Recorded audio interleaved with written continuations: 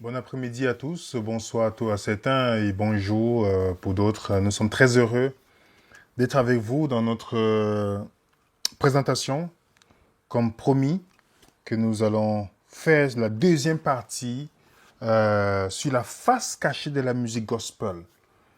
La face cachée de la musique gospel. Vous avez été nombreux de nous laisser vos commentaires, des questionnements sur ce qui se passe dans la musique. La première partie, nous avons vu la première partie ensemble sur on a pris quelques exemples de musiques dites contemporaines ou hip-hop et autres, toutes les musiques. On a essayé de voir comment le but de ces musiques, pas pour condamner ces gens, parce que, comme on a dit, je ne suis pas Dieu, je suis sauvé par la grâce de Dieu aussi. Et la grâce de Dieu n'est pas pour le privilège pour certaines personnes. Donc, on présentait pour dire, ces personnes, on ne connaît pas leur cœur, mais ce qu'ils font, les œuvres, ne manifestent pas la gloire de Dieu, plutôt travaillent contre Dieu. Les œuvres. Je ne sais pas s'ils font ça intentionnellement ou je ne sais pas. Mais nous avons pu voir comment c'est dangereux. Et nous avons même vu dans les lyriques comment ça s'adresse tout le temps, c'est pour banaliser, insulter Jésus. Alors si Jésus n'est pas vrai, pourquoi se concentrer vers quelqu'un qui n'est pas vrai? C'est comme si vous partez dans la rue, vous insultez une feuille qui ne bouge pas. Ça n'a pas de sens, on va dire que vous êtes fou. Si Jésus n'est pas vrai et que tout se consacre, tout c'est toujours pour blasphémer Dieu, il faut qu'on se questionne. Il faut qu'on se questionne. Et on a pris un extrait qu'on avait vu ensemble où Method Man, ou c'est Redman, lui, il disait cette phrase que vous pouvez écouter.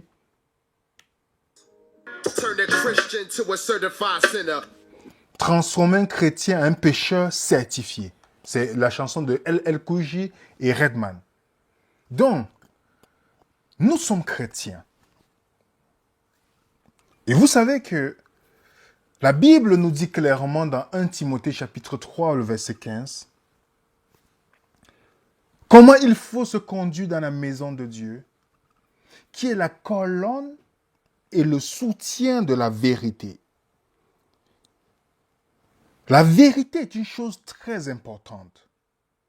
Jésus dit, sanctifie-les par ta vérité, car sanctifie-les par ta vérité, car ta vérité, ta parole est la vérité. Il faut qu'on se pose la question quand on veut progresser spirituellement. Je parle pour les chrétiens, pour ceux qui se disent chrétiens. Si vous n'êtes pas chrétien et que ça ne vous intéresse pas, on respecte cela. Mais si vous vous réclamez le nom de chrétien, alors on doit se questionner. C'est quoi la vérité? La vérité est absolue. Il n'y a pas question, j'aime ma vérité, tu as ta vérité. Si tu dis, quelqu'un utilise l'expression, j'aime ma vérité, tu as ta vérité, ça devient les opinions. 2 plus 2 égale à 4 dans le phénomène 10. 2 plus 2 égale à 4. Alors, si quelqu'un vient vous dire, et c'est égal à 5, vous allez vous poser des questions. Le professeur à l'école ne va pas dire, ok, d'accord, sur la base de 10, 2 plus 2 égale à 5, ok, c'est une autre manière de voir la réponse. Non, il va dire, c'est faux. La vérité est purement absolue. Même celui qui dit que la vérité n'existe pas veut que ça soit une vérité. Donc, pour le chrétien qui cherche la vérité, il doit toujours se remettre en question. Et le but de notre présentation, ce n'est pas pour condamner ces personnes, c'est juste pour présenter que nous devons faire très attention dans le monde dans lequel nous vivons. Nous avons dit au début que le conflit était sur l'adoration. Et nous savons bien comment l'ennemi travaille pour séduire. On a vu dans Apocalypse chapitre 12 que l'un de ses rôles, c'est de séduire. La séduction, c'est un phénomène où on vient avec quelque chose qui semble bien, mais en principe, c'est un piège. Alors, questionnons-nous, c'est quoi le gospel? C'est quoi le gospel? Si l'église doit être la base de la vérité, est-ce qu'on peut apporter du hip-hop dans l'église? On peut apporter du gospel dans l'église? Qu'est-ce qu'on peut amener? Parce que si on amène déjà l'erreur, cette église n'est plus dans la vérité. Vous mélangez 99% de bonne vérité, 1% d'erreur, ce n'est plus la vérité. La moitié de la vérité, ce n'est plus la vérité. Donc, qu'est-ce que le gospel? Vous comme moi, j'étais séduit dans ma transition du christianisme. Quand je suis quitté chrétien et on me présentait ça, j'étais très content, sans savoir ce qui m'attendait. J'ai essayé de faire quelques petites recherches pour partager avec vous. Dans Gospel Event, vous pouvez trouver ça sur un site où ça raconte l'histoire du gospel. Voilà ce qu'ils nous disent. Le gospel est une musique communicative qui transmet de nombreux messages positifs et des valeurs fortes. Il suffit d'écouter en direct des chants afro-américains qui se rendent compte de leur universalité et de leur côté fédérateur, bien au-delà des pratiques liturgiques. Okay? Bien que le gospel soit avant tout un art qui permet de communier et d'exprimer les louanges à Dieu, la musique afro-américaine a prouvé qu'elle avait sa place en dehors des lieux de culte, et ce, dans le monde entier. C'est pourquoi le gospel remporte-t-il un tel succès à l'échelle internationale? Comment s'est forgée une place au cœur de la culture française? A-t-on su arriver à une identité propre du gospel français ou s'agit-il d'une simple exportation du genre musical afro-américain? Dans quel cadre et pour quelle occasion organiser un concert de gospel? Nous avons rédigé pour vous un article faisant l'état des lieux du gospel dans le monde et le plus précisément aux États-Unis et en France. Redécouvrons ensemble l'histoire de ce chant sacré, leurs origines, mais aussi leur symbolique, les raisons de leur succès mondial. Nous mettrons particulièrement l'accent sur le dynamisme du gospel en France, notamment des villes comme Paris, Montpellier, Lyon, Lille, Toulouse, où il est particulièrement apprécié. L'article continue. L'origine du gospel et l'histoire du gospel. Le gospel est une façon énergétique de rendre grâce à Dieu. Soulignons ce point. D'abord, un moyen de communion avec le Seigneur. Le gospel est aujourd'hui presque devenu un style musical profane. Comprenez bien, c'est pas moi qui le dis, hein, qui réunit des millions de spectateurs dans le monde. Mais qu'en est-il de son histoire et de ses origines? Les chants afro-américains sont apparus dans un cadre tragique lié à l'esclavage aux États-Unis. Ces chants mélangeant mélodies africaines, versets de la Bible, improvisation, interjection caractérise le négro spirituel, la première forme de gospel. Vient alors en 1865 l'abolition de l'esclavage. Dans des universités réservées aux Afro-Américains, les ensembles vocaux se forment et reprennent des chants de leurs ancêtres afin de diffuser un plus grand nombre.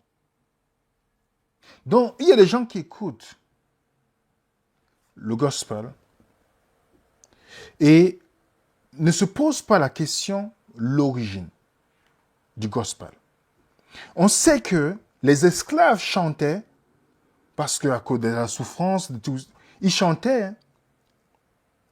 Et au fur et à mesure, quand ils ont accepté le christianisme américain, je dis bien, je pourrais mettre ce point-là, ils ont commencé à traduire le chant et mélanger avec le négro spirituel. Vous pouvez voir l'article, il donne bien plus d'explications que je le fais maintenant. Et il continue en disant, le gospel a connu, parce qu'ils ont dit d'autres, c'est devenu profane aujourd'hui, le gospel a connu une certaine évolution depuis son apparition au XVIIe siècle. Il a notamment été fortement influencé par le jazz, comprenez bien. Il a été fortement influencé par le jazz. Pour ceux qui ont vu la première partie, on a vu quelle est la signification du jazz. Quelle était la controverse dans le documentaire de BBC lorsque j'ai expliqué l'origine du jazz. Allez, j'espère que vous avez pu vérifier. Et possède des racines soul. Vous connaissez la soul music. On peut d'ailleurs distinguer plusieurs types de gospel et le diviser en 4 grandes familles. Le négro spirituel, que nous avons décrit précédemment, issu de l'expérience des esclaves, il a été transmis de manière anonyme et orale. Le gospel traditionnel, initialement interprété dans les églises évangéliques, par un chœur qui peut avoir ou plusieurs solistes. Il est caractérisé par un rythme énergétique comme le célèbre au rapide. Le Southern Gospel, né dans le sud des États-Unis, comme son nom l'indique, il est apparu à la fin du 19e siècle. Les groupes du Sud Gospel étaient généralement des quartettes composés de deux ténors, de baryton et de basse. Ces chants évoquaient les problèmes de la vie quotidienne et de la réponse du Seigneur pour nous aider à les renforcer. On retiendra comme groupe du Sud Gospel emblématique Statement Quartet des années 1950. Bon, il donne des points, ça c'est le troisième. Le quatrième, de Black Gospel et Gospel contemporain. Dans les années 60, le gospel sort des églises. Le phonographe lui permet notamment d'être diffusé à l'échelle internationale. À cette époque, de nombreux artistes veulent profiter de ce regain commercial, teintent le gospel de musique profane comme le rock, le jazz, le funk, pour atteindre un public plus large. L'image du gospel conservateur est alors rompue par des grands artistes comme Kirk Franklin, Kurt Carr, Fred Hammond. Le gospel contemporain est le fruit de ce gospel aux influences d'autres musiques, d'autres styles de musique plus commerciaux. En profitant des moyens de l'industrie du disque, il évolue avec de nouveaux instruments et inspirations rythmiques, comme le country gospel, le gospel blues, le gospel rock, encore le gospel rap et le urban gospel. Donc, on essaie de donner ici pour montrer comment le gospel se divise, mais on voit comment la progression de ce gospel aujourd'hui, il dit bien, on a vu au début, la musique, ça sort de la musique, elle est devenue profane, ok, parce qu'on met quand même gospel veut dire évangile, pas parce qu'on dit évangile que ça veut dire que c'était l'évangile. Et ils disent bien que on a vu comment le gospel dans le monde aujourd'hui, comment ça se présente, elle sort du cadre de l'église. Elle emprunte sur quoi? Le jazz, toutes les musiques hybrides que vous voyez. Si vous aimez ces musiques-là, c'est pour votre problème. Mais nous parlons ici de la musique chrétienne. Nous parlons de la musique chrétienne.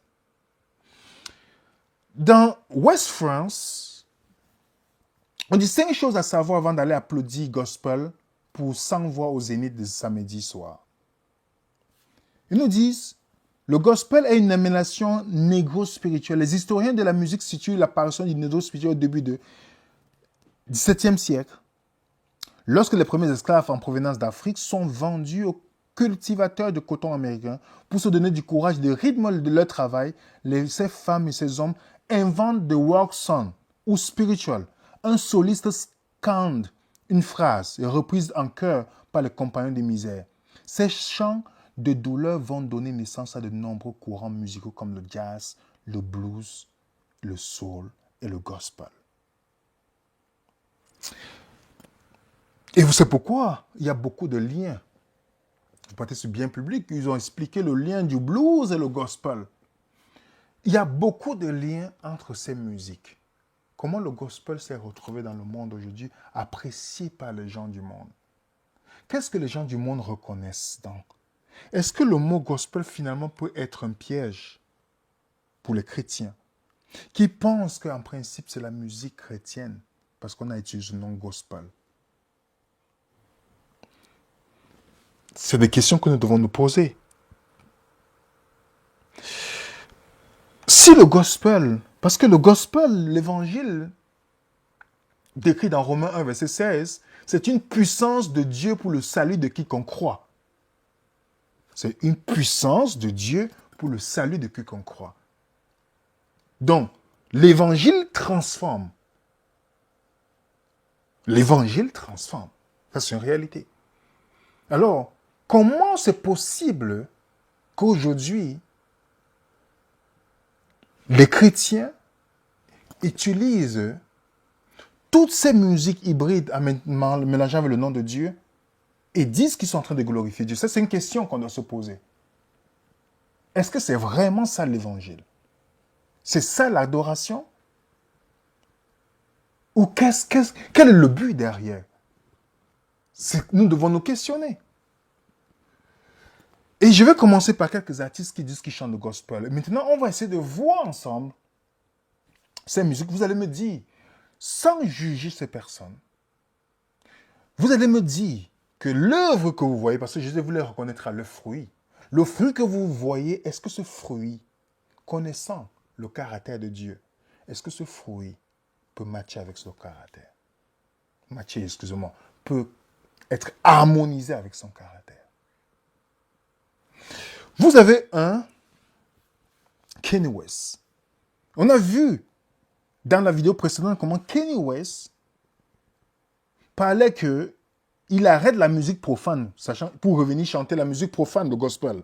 Puisqu'on a vu le lien aussi. On va se dire pourquoi. Parce que s'il a laissé la musique profane pour le gospel, on va voir si c'est le gospel qui chante. Ce n'est pas la musique profane. Le même Kanye West qui s'était pris pour Dieu. Vous allez me dire, ah, peut-être il s'est repenti. Mais vous savez que si sa repentance, je ne sais pas s'il a fait ça dans la chambre, je ne sais pas où, c'est Dieu entre Dieu et lui. Mais le fruit devait nous montrer. N'est-ce pas? Le fruit devait nous montrer. Parce que dans la Bible, il y a plusieurs types de repentance. Lui qui s'est pris pour Dieu et qui a dit plusieurs fois, I sold my soul to the devil. I know it's a crappy deal. This came with a few toys like a Happy Meal. Donc il a dit qu'il a vendu son âme au diable. On a vu qu'il a sorti sa propre Bible. The Book of Jesus. Lui s'est dit qu'il est Dieu. On voit dans son album plusieurs fois la croix renversée. Pour ceux qui ne connaissent pas la dimension ésotérique, ils ne peuvent jamais comprendre que ça c'est une abomination terrible de se moquer de Dieu. La croix renversée. Et à côté de lui, quelqu'un qui a la main rouge. Et une femme qui a la langue de serpent. Donc les gens ne peuvent pas savoir ce que ça signifie dans le monde spirituel. Ok? Il a sa marque Jésus. S'il avait fait la repentance, il devait changer. Il devait dire, arrêtez d'acheter, on arrête de produire. Il a même une tennis que beaucoup de chrétiens achètent. Et Kanye West dit, lui qui a remplacé la Bible par son livre, il dit maintenant qu'il est chrétien, il chante pour Dieu. Ok, il peut dire qu'il est chrétien. Tout le monde peut porter, c'est un nom, ça devient un label. Il a organisé ce qu'on appelle le Sunday Service, où il part dans plusieurs pays pour chanter en disant qu'il chante pour Dieu. Et je vais vous donner quelques musiques pour que vous écoutez, pour me dire, vous allez me dire. Et l'un de ces concerts en Jamaïque, j'ai vu plusieurs, pour voir, pour comprendre, parce que je ne sais pas sa personne qui m'intéresse, c'est le fruit. Écoutez bien ce que vous allez me dire. Il y a le nom de Jésus dedans, mais dites-moi réellement ce que c'est.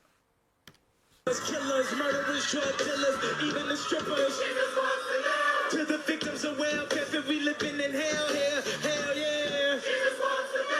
Now hear me, wanna see thee more clearly. I know he hear me when my feet get weary, cause we're the almost nearly extinct. We rappers as role models, we rap, we don't think. I ain't here to argue about his facial features, or here to convert atheists into believers. I'm just trying to stay the way schooling teachers, the way Kathy need a reason. That's the way I need Jesus. So here go my single dog, radio needs us. They can rap about anything except for Jesus. That means gun, sex, live, video, text. But if I talk about God, my record won't get played. Well, if this take away from my spins, which will probably take away from my ends, I hope it take away from my sins. Bring the day that I'm dreaming about. Next time I'm in the club, everybody's screaming out. God, show me the way, cause the devil's trying to break me down. Ça, c'est la musique, parce qu'on a mis le nom de Jésus. Mais qu'est-ce qu'on retrouve dans ce gospel qu'il est en train de chanter? Est-ce que Kanye West chante la musique qui glorifie Dieu? Qu'est-ce qu'on retrouve? Quelle est l'origine du rap? Quel est le but du rap? Et maintenant, on prend ce qui est sacré, on prend le profane, on le mélange ensemble. Comme dans Daniel chapitre 5, le fils de Nabuchodonosor, il a pris les choses sacrées et le profane pour les mélanger ensemble. Il prononce le nom de Jésus. Qu'est-ce que Jésus dit? Quiconque invoque le nom prononce le nom de le Seigneur, qui s'éloigne de l'iniquité, qui s'éloigne de quelque chose qui peut nuire dans sa relation avec Dieu. Est-ce que c'est réellement la musique pour glorifier Dieu? Dites-moi, la sainteté de Dieu, son caractère, est-ce qu'on peut adorer Dieu avec ça? D'une manière sincère, soyons sincères. Posons-nous la question. Est-ce que vous-même, vous reconnaissez que c'est une musique qui glorifie Dieu? Sans entrer dans le jugement de sa personne. Comme je vous ai dit, c'est lui et Dieu.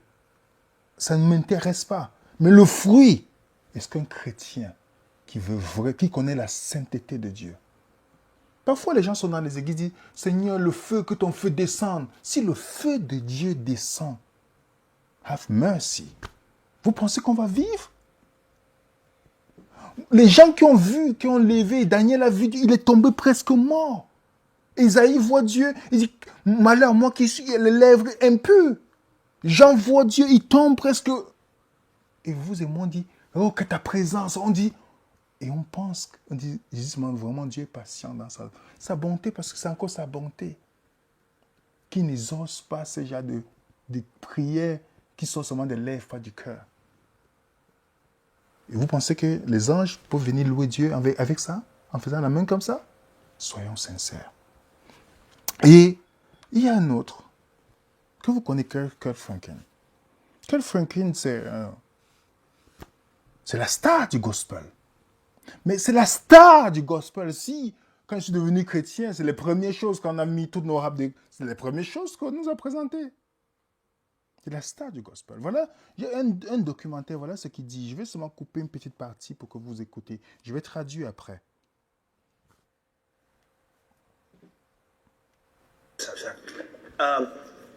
Would y'all be cool if I open up with a prayer? C'est un documentaire sur lui, il dit qu'on va d'abord prier. Après, il va expliquer son début. C'est ça qui nous intéresse pour qu'on écoute.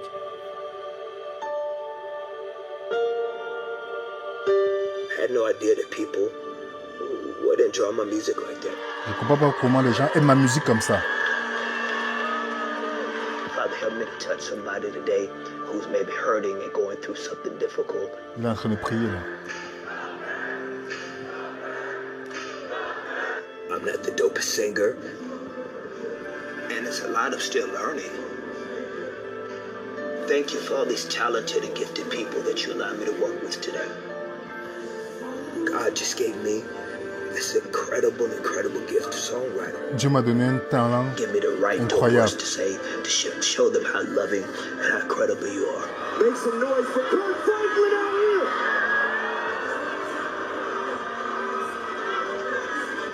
In your name, Christ, I pray. Amen. Let's get it. A1B1 Mark interview, take one.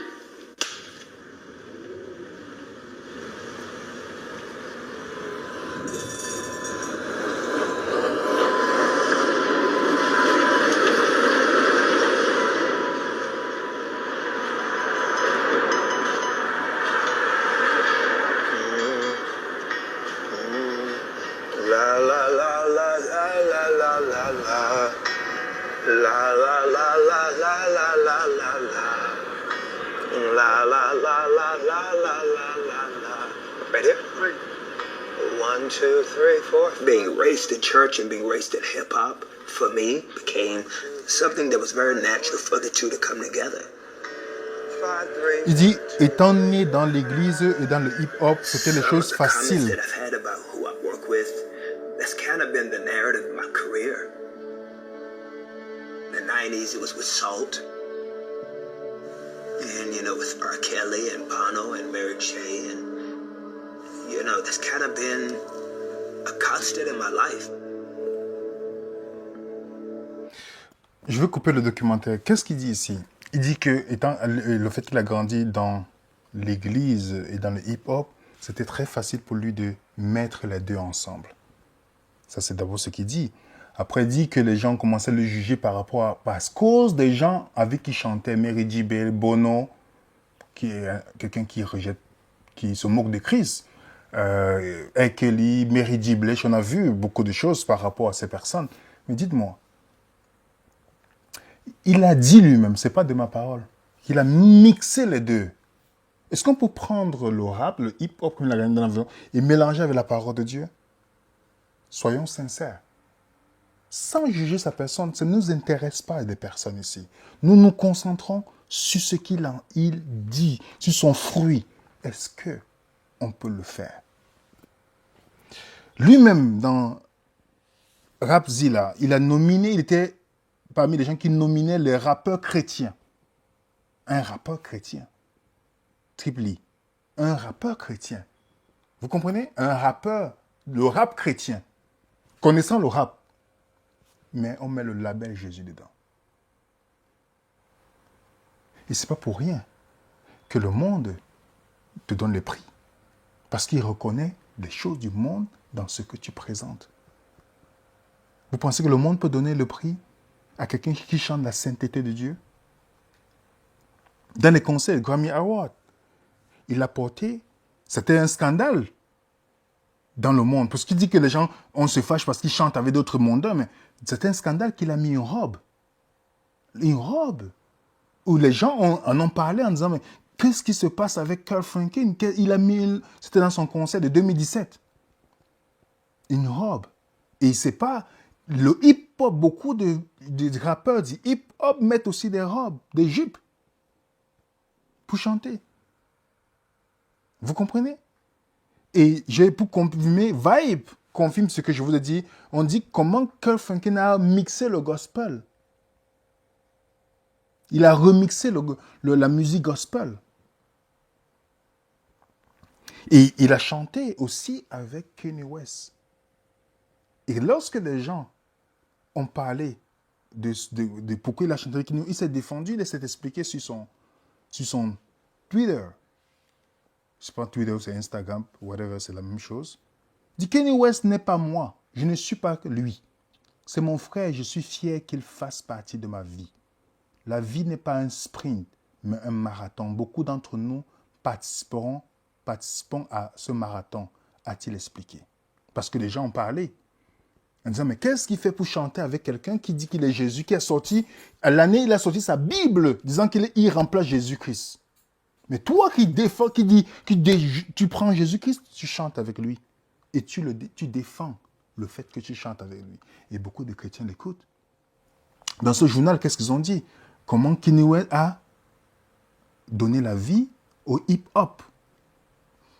On le dit plusieurs fois. Au hip-hop. In hip-hop, l'inspiration. Comment Kirk Franklin mélange le hip-hop. Vous lisez tout l'article. Ils expliquent son influence. Et c'est grandissant. Beaucoup de chrétiens suivent pensant qu'ils sont en train d'adorer Dieu. Mais c'est le mélange. Je vous prends un exemple simple. Vous allez peut-être dire, vous ne comprenez pas. Si on vous donne 99% de bonne nourriture, 1% de poison, qu'est-ce qui vous tuera? Le pourcentage du poison. Et c'est ça le danger de mélanger la vérité et l'erreur. C'est ça la séduction. La personne séduite ne se rend même pas compte qu'elle est séduite. C'est ça le danger de la séduction. Je ne connais pas ce qui les anime, mais le fruit me montre clairement que c'est dangereux.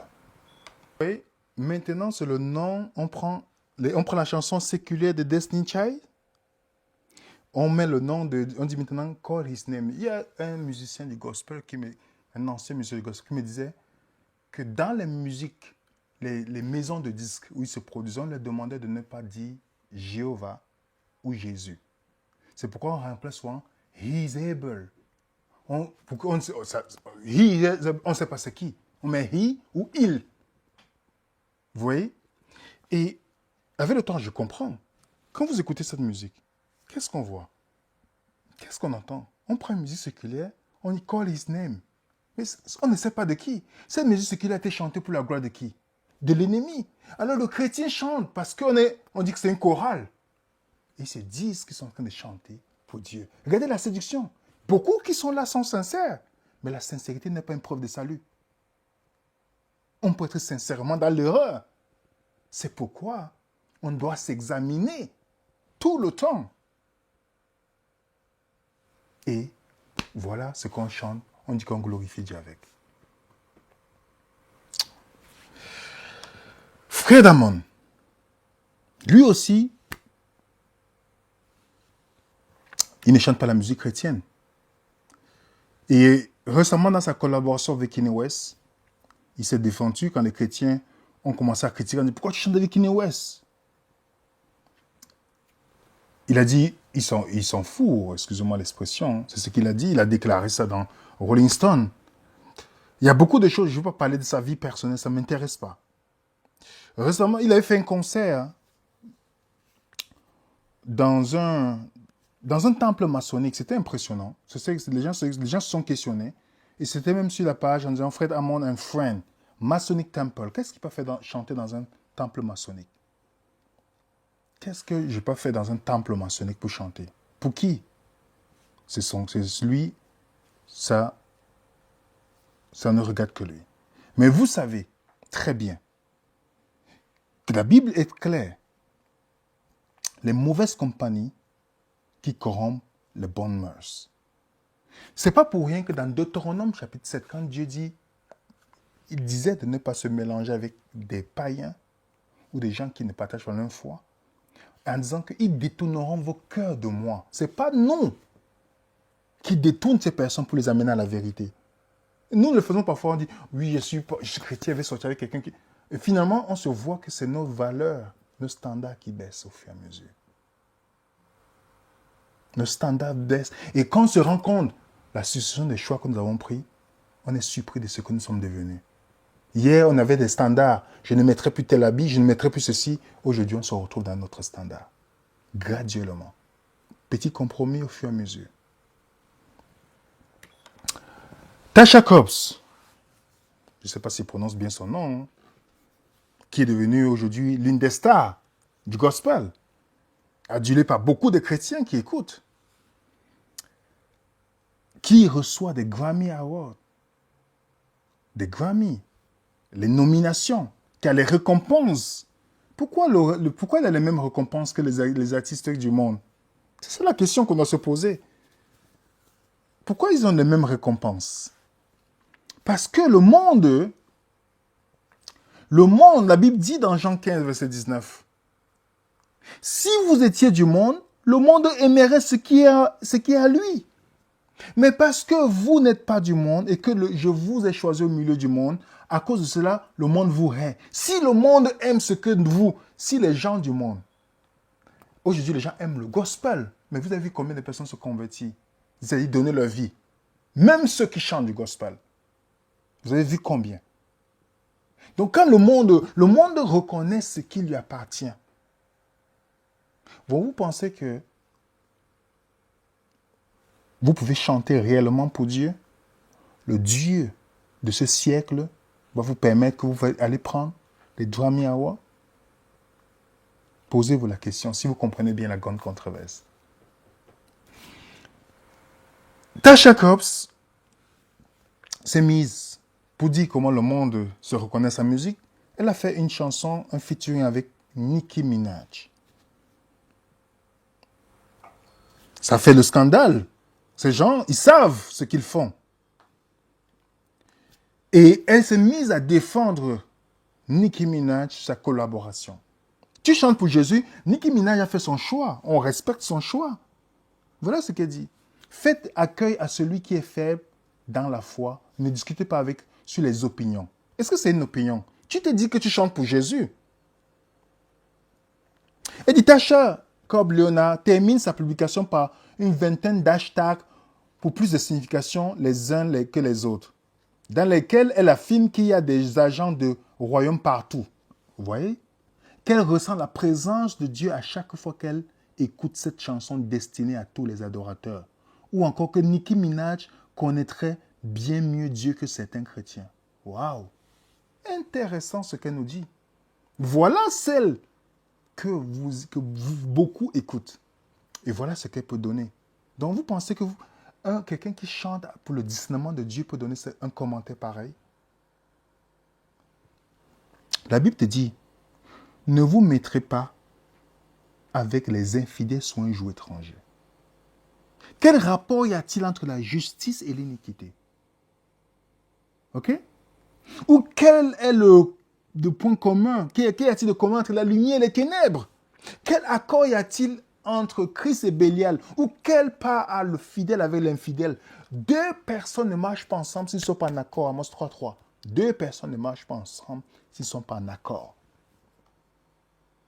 Nicki Minaj, elle n'a jamais caché. Même dans Génération Soul, on dit accusé de jouer avec le diable parce que dans ses concerts, elle se moque littéralement de Dieu. Elle ne cache pas. Elle ne cache pas. Vous voyez dans plusieurs de ses apparitions, vous voyez beaucoup de choses qu'elle fait. Elle fait allusion.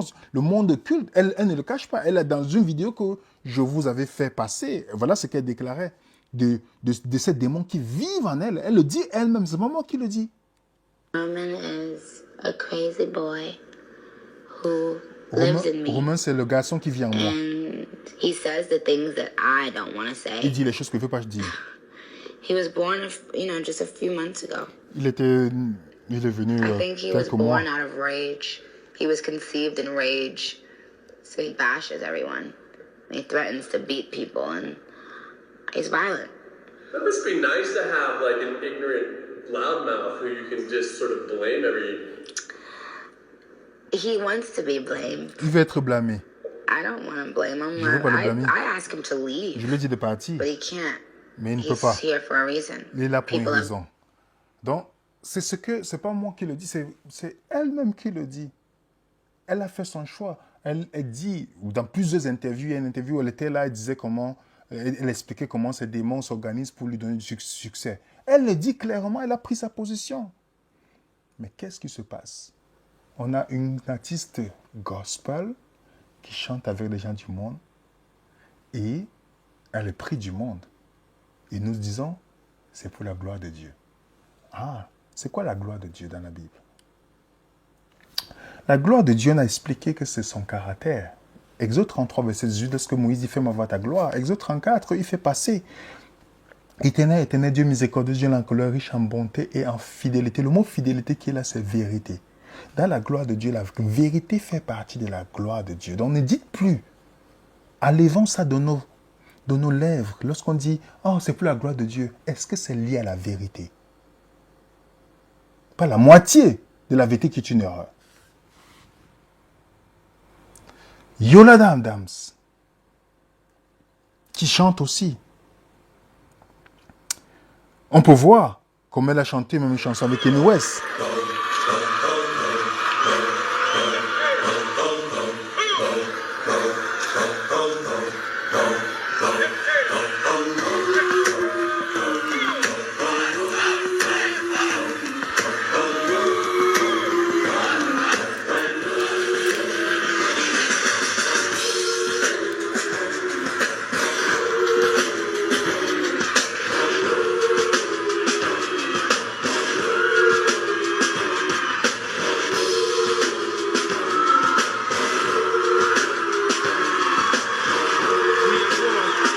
We at war with terrorism, racism. We at war with ourselves. God show me the way. The devil's trying to break me down.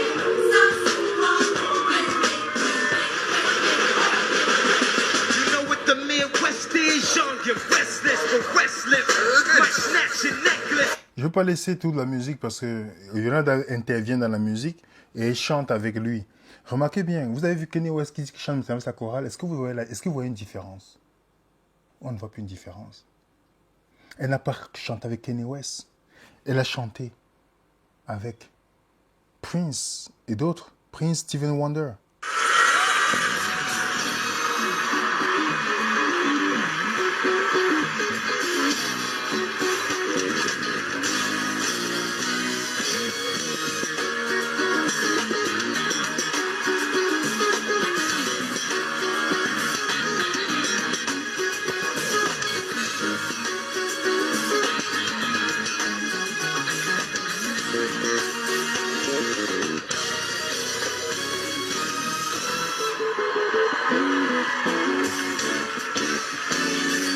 I will love you anyway, even if you cannot say. I think you are the one for me. Here's where you are. Comme je vous ai dit, C'est hi. Parce qu'on ne veut pas dire le nom de Jésus. Mais vous voyez, il y a des mondains qui sont là, ils dansent. Il y a des gens, on va dire, c'est un chant. Les chrétiens vont dire, ah, c'est Yola, elle chante. Ils vont venir parce que mon peuple périt, faute, pas à cause du diable, faute de connaissance. Et on va se retrouver, on va dire, c'est la musique chrétienne. Non. Le monde ne peut vous haïr. Moi, il me hait.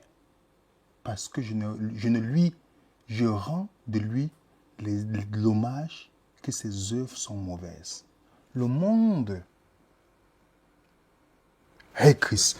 Vous lisez le Psaume chapitre 2, on vous décrit que le monde entier en majorité, c'est pas pour rien que dans 1 Jean 5, verset 19, il le dit bien, nous savons que nous sommes de Dieu et que le monde entier est sous l'emprise du malin. C'est pas moi qui le dis. Le monde hait les œuvres de Christ. Parce que quand Christ est venu sur la terre, ses œuvres manifestent qu'il y a les ténèbres. C'est pourquoi il dit bien dans Jean 14, verset 30, quand le prince de ce monde vient, il n'y a rien de lui en moi. Il n'y a rien de lui en moi. Ça veut dire qu'on ne reconnaît aucune chose de l'ennemi dans la vie de Christ. Alors ceux qui le suivent, vous et mes disciples, si vous demeurez où? Dans ma parole. Dans ma parole, si vous demeurez, restez dans ma parole. C'est là où on est disciple de Jésus-Christ. Pas celui qui va dire j'étais hier. Non. Si on demeure dans sa parole. Et voilà les artistes qui chantent pour Dieu.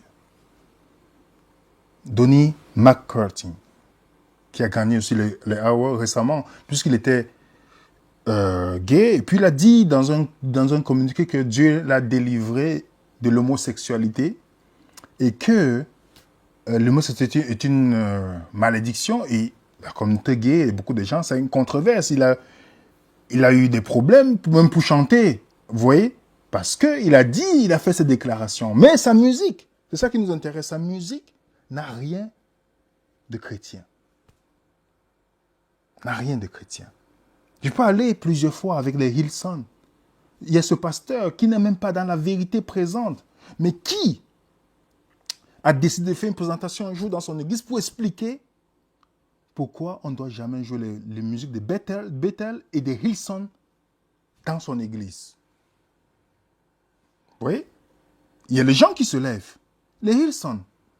Les Hillsong, pour ceux qui connaissent l'un des pasteurs de Hillsong, qui est une superstar, qui disait que le tatouage n'est plus valable aujourd'hui. Il dit, si je ne crois pas que le tatouage dévalorise, je ne crois pas que le tatouage dévalorise le temple du Saint-Esprit, alors tout va bien. Vous voyez? Il enseigne des personnes. Et récemment, Science et Foi, c'est un magazine qui avait... C'était un scandale quand les Hillsong ont montré que l'évolution fait partie de l'œuvre de Dieu. Le principe de l'évolution, des millions d'années. Ils chantent pour Dieu. Ils ont des concerts.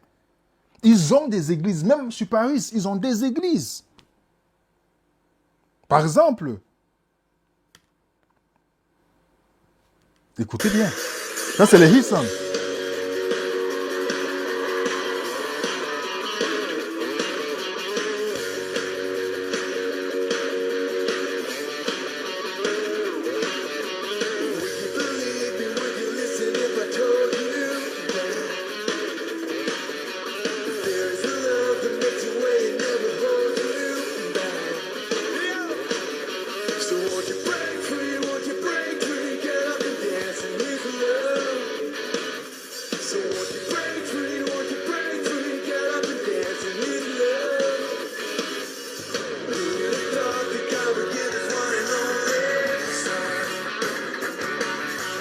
Ça, c'est la musique. On break free. Mais qu'est-ce qu'on chante? Du rock chrétien. Du rock chrétien. Voici le Hillsong de France, de Paris. Les salles sont sombres. C'est une signification, les gens ne comprennent pas. Qu'est-ce qui arrive? Que les concerts du monde, les salles sont sombres. On a l'église où les salles sont sombres. Où les gens sont assis pour venir dans un spectacle. Dans un spectacle. Voici un exemple de concert sur Paris.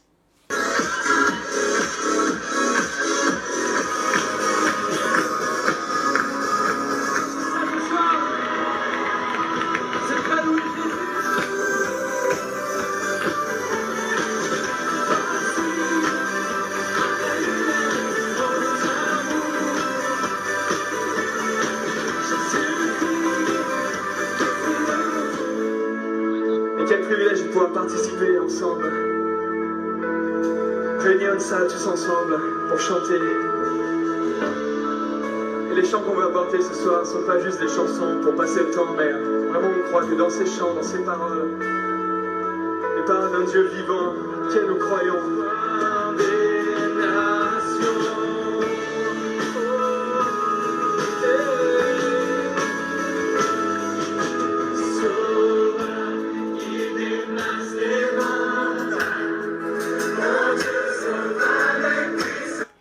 Vous n'avez pas vu ces chansons dans vos églises? Pour ceux qui étudient la musique, vous savez que ces musiques ne respectent pas du tout. On répète plusieurs fois.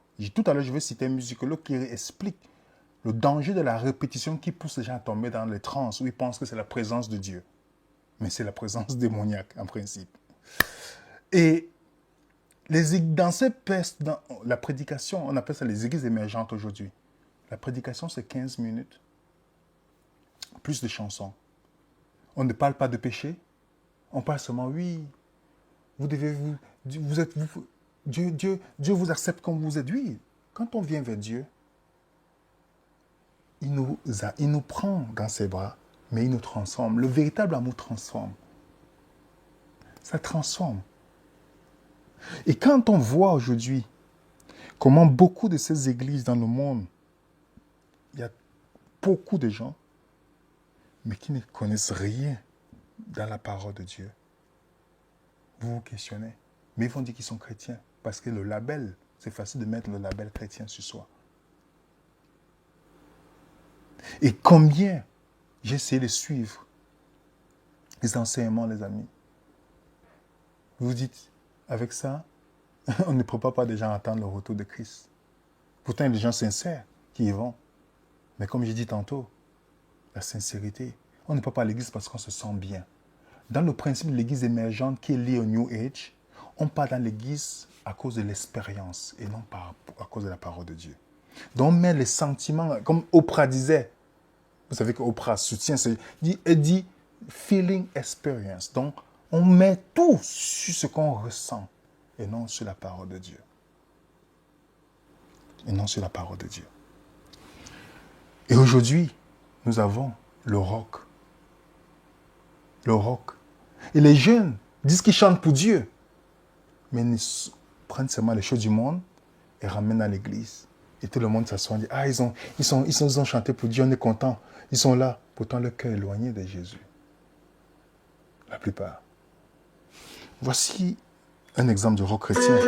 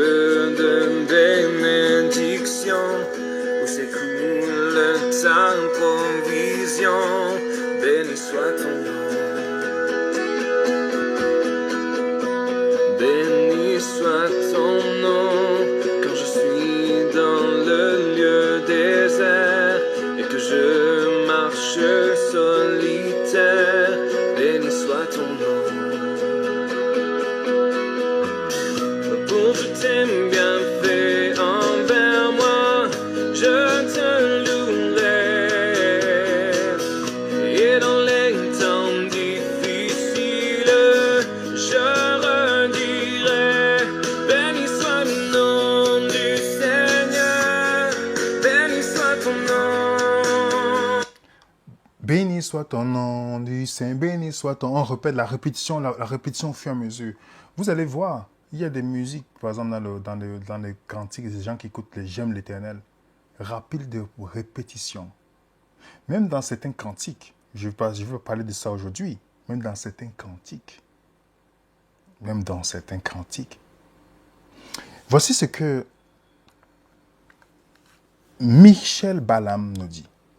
Le cerveau fonctionne en consultant les différents éléments d'information et de décider s'ils sont différents ou identiques. Cela se fait dans la musique de période baroque, je traduis, excusez-moi, classique ou en jouant un thème, puis en répétant ou en chantant le thème. La répétition se fait qu'une seule fois, plus qu'une répétition, et point, pousse également une personne soit à entrer dans un état de subconscient ou d'un état de colère.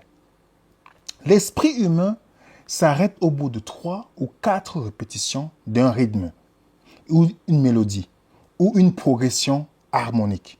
En outre, la répétition exercice pousse les gens à abandonner le contrôle de leur pensée. La répétition rythmique est utilisée par des gens qui essayent d'introduire une certaine éthique dans leur musique. Donc, qu'est-ce qui se passe? À force de dire Seigneur, Seigneur, ou béni soit ton, en répétant plusieurs fois, à partir de 3 ou 4 fois, c'est facile de perdre le contrôle. Et parfois, des gens ont des expériences, comme il explique de musique dans son livre, ou dans ce livre aussi, The Pop Goes to the Gospel. Il explique Rock in the Church, comment beaucoup de gens confondent cela au réveil spirituel.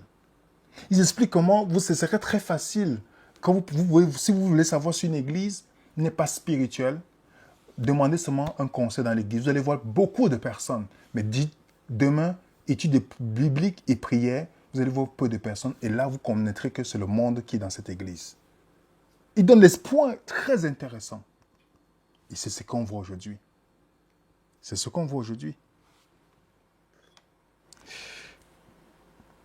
Vous connaissez Sébastien Demré. Il est aussi canadien comme moi et français aussi, je pense. Oui. Dans MCI TV, puisque il est évangélique, on lui pose des questions. Il lui dit, et voilà ce qu'il avait dit dans une interview. Hein. Pour nous, c'était important de réconcilier les générations autour des chants, en gardant une mélodie presque identique à l'œuvre originale. Nous voulions rejoindre les générations qui connaissent déjà. Côté arrangement, c'est aussi important de rafraîchir, d'actualiser, afin de rejoindre les plus jeunes générations qui ne connaissent pas très bien. Souvent, je n'ai pas bien mis sur le truc, mais ils disent comment le but de leur musique, c'était d'adapter aux jeunes, d'attirer les jeunes. OK?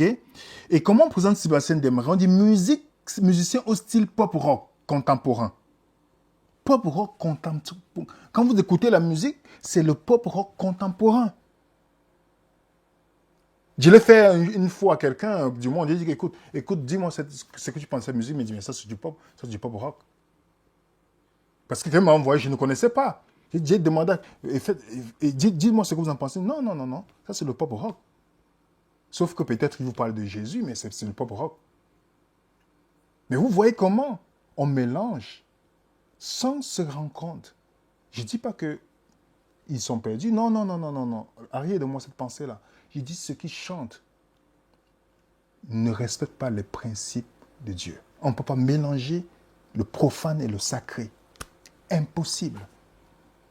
Vous avez cette chanteuse que vous connaissez bien, dont on ne présente même plus, Tabitha Lemaire, qui est aussi du Québec comme moi. Voilà ce qu'on dit de Tabitha. Une chanteuse québécoise participe dès 12 ans à un opéra rock qui lui ouvre des portes du Québec et du studio. Elle passe son adolescence sur scène comme choriste de jeunes artistes chrétiens francophones, soliste invité dans les églises de la province. À 15 ans, elle dirige ses premiers chorales gospel, fait des arrangements vocaux sur plusieurs albums de Luc Dumont, Luc Gingras, Table of Stone, Jams, Maggie Blanchard. Aujourd'hui, son premier album, en tant que une soliste, n'est que le fruit de sa riche expérience au service de Dieu et de la louange. Une énorme production avec des chœurs et des duos superbes, un style pop, gospel, R&B. Des paroles de louange et d'adoration, surtout la voix de Tabitha qui décolle, car elle n'a rien à envier aux divas de la chanson française. C'est pourquoi vous pouvez taper même sur Google, vous allez voir comment on la présente. On la présente comme le pop chrétien évangélique. Pop, vous vous rendez compte? La musique pop. Aujourd'hui, c'est devenu une musique chrétienne. Vous pouvez écouter pour dire.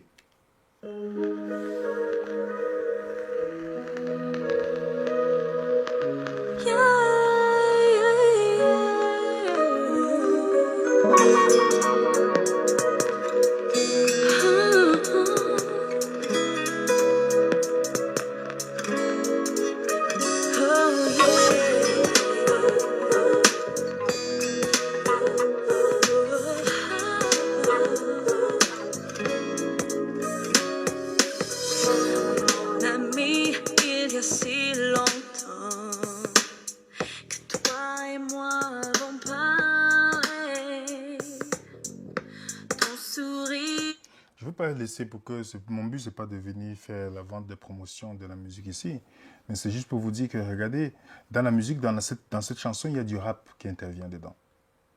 Du rap. Vous voyez le style, c'est le R&B.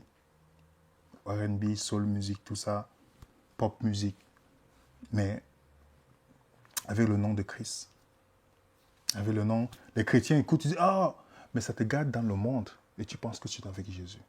C'est ça le point.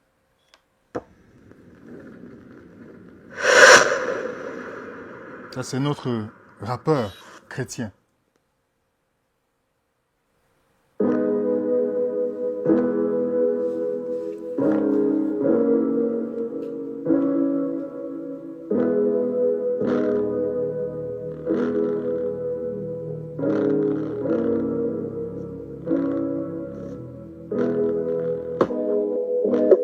Délivre-moi de moi.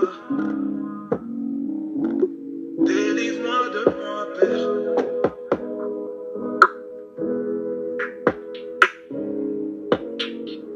Je t'en supplie, Seigneur, j'ai besoin de Dieu. Délivre-moi de moi, Père. Délivre-moi de moi.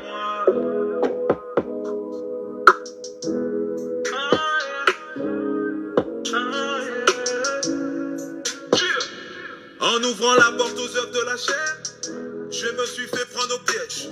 En acceptant juste le mensonge. Est-ce que vous voyez une différence ici, mes frères et sœurs? Nous voyons, quand on voit, en tout cas, il doit être sincère, le gars qui le chante. Je ne suis pas en train de... Mais la musique, c'est pas possible qu'il y ait du rap chrétien. Ça n'a pas de sens. Connaissant l'origine du rap, ça n'a pas de sens.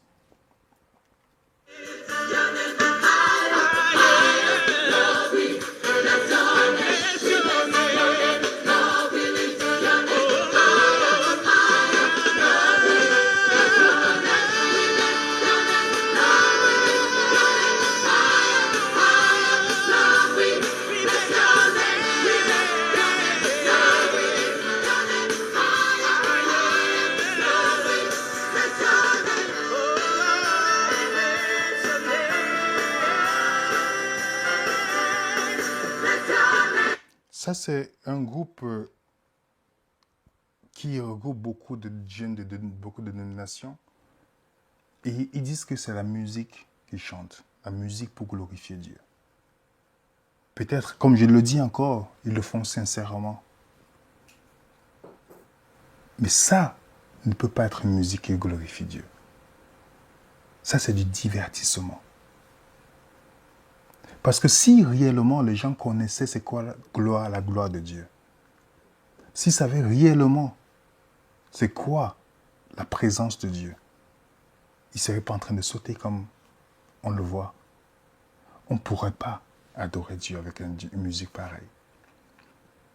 On ne peut pas mélanger les choses profanes et les choses saintes. Vous allez voir, beaucoup ont du talent, mais le mettent au mauvais service. Du talent. Et vous allez voir, des jeunes de plusieurs églises, ils vont c'est ça, la musique devient une idolâtrie. Mais est-ce qu'on sait réellement qui on chante? Est-ce qu'on sait que ce que nous chantons glorifie le monde? Pourquoi les gens mondains, ils voient cela comme un divertissement? Beaucoup d'artistes gospel, je ne vais pas citer le nom, que ce soit au Canada, en France, pourquoi ils chantent, ils font les chœurs dans la musique des gens du monde? si réellement tu te consacres à Dieu. Est-ce qu'on peut servir 2 maîtres à la fois? Beaucoup le font. Mais après le samedi, dans vos églises, whatever, peu importe, ils viendront chanter Dieu, gloire à Dieu, délivre-moi. Mais je vais vous rappeler une chose. Il y a une différence entre la racine du réveil et le fruit du réveil. Dans la Bible, on ne chantait pas pour avoir une expérience.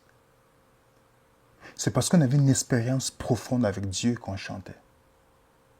Et le fruit se manifestait dans le changement de la personne. Donc les gens confondent la racine du réveil et le fruit du réveil.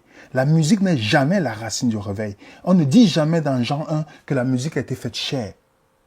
Elle est venue parmi nous. Non, la parole a été faite chair. C'est la parole qui transforme. Dans cette transformation, là, j'exprime ma joie, ma reconnaissance à Dieu. Mais pas quand je sais vraiment que c'est une transformation du Saint-Esprit. Vous pensez que le Saint-Esprit ne nous dirige pas dans la vérité? C'est ce que Jean 16 nous dit, Jean 14. L'esprit de vérité que le monde ne peut recevoir. Donc que les mondains ne peuvent pas, parce qu'ils ne le connaissent pas. Les mondains ne peuvent pas accepter l'esprit de vérité. Jean 1, 2 versets. N'aimez point le monde, ni les choses qui sont dans le monde. Si quelqu'un aime le monde, l'amour du Père n'est point en lui.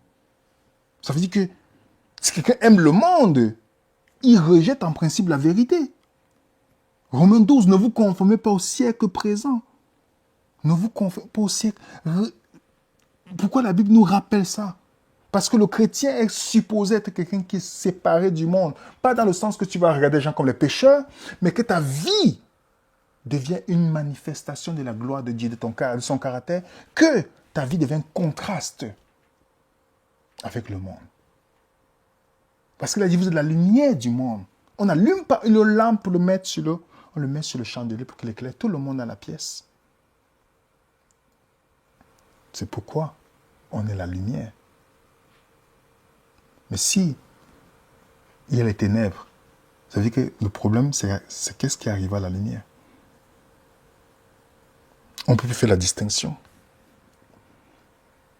Maintenant, tout le monde peut chanter le gospel. On a Snoop Dogg qui a chanté récemment le gospel. Sa musique est devenue numéro 1. Beaucoup de chrétiens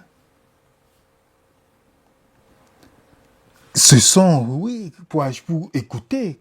Oh, Snoop Dogg chante pour Jésus. Oh, mais il est toujours producteur de musique du monde et de l'industrie de films adultes. Alors si réellement c'est le fruit, il devait démissionner tout ça devant tout le monde. Ce n'est pas pour le juger, je parle d'une chose qui est claire. Il serait plus producteur de toutes ces choses-là. Ok? Et que la musique qu'il chante, que vous écoutez, je ne veux pas le mettre ici. Mais pour que vous compreniez que qu'est-ce qui arrive que sa musique est devenue numéro 1, le top dans les albums de gospel? Snoop Dogg. Et il a une émission qui passe. Cette émission que vous connaissez, je ne sais pas pour ceux, je vais mettre un peu pour que vous écoutez.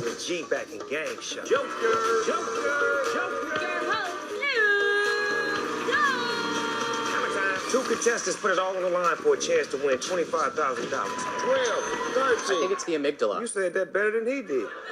I'm gonna take you with me when I go to my spelling bee. Can you show me what you're twerking with? Boy, hello, sunshine. 420. 420. That's my favorite number, man. Snoop Dogg presents The Joker's Wild. Vous voyez? Si vous voyez cette émission, vous allez dire, mais voilà la personne qui chante le gospel. Regardez l'émission, les choses, en tout cas, c'est pas le gospel pour glorifier Dieu. Oui, c'est le gospel, mais c'est pas la musique qui glorifie Dieu. Ils savent comment tourner les chrétiens à des pécheurs certifiés. Ils savent comment se mélanger avec des chrétiens pour pouvoir les attirer. Ils savent qu'en mettant le nom de Jésus qui se met graduellement en mettant ce petit poison, ces musiques qui mélangent, ils savent que nous ne serons pas prêts pour rencontrer Christ.